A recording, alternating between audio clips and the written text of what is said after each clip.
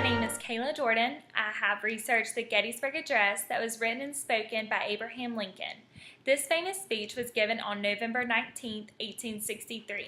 This was a speech written to explain what a civil war was to a nation that was against the idea of the war and to stress how important it would be.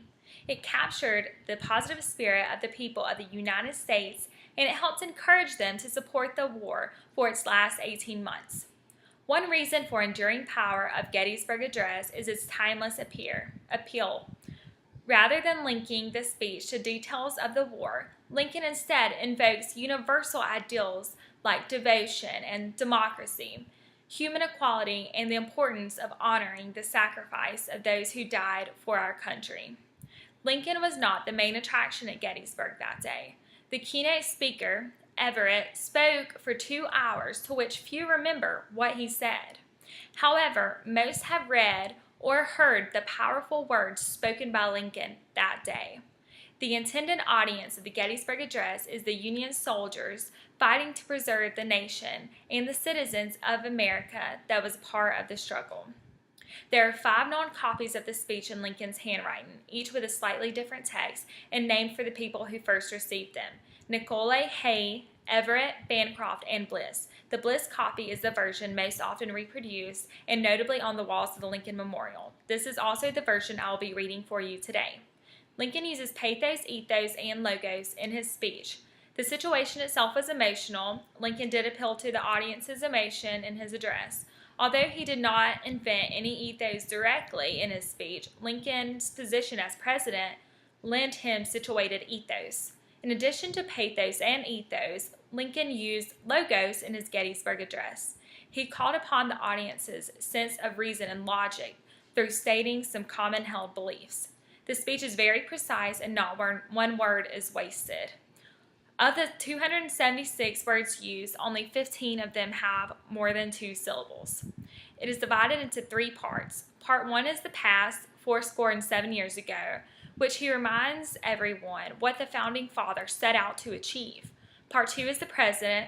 Now we engaged in a great civil war and are standing on a bloody battlefield with a nation tested as never before. Part 3 is the future, unfinished work, and the great task remaining before us. Abraham uses anastrophes in his speech, 7 years ago, who here gave their lives. Anastrophe is phrases that you may not commonly hear. It's just kind of jumbled up in a sentence.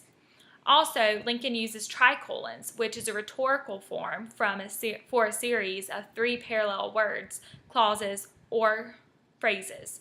This can be found in we cannot dedicate, we cannot consecrate, and we cannot hallow, and also of the people, by the people, for the people.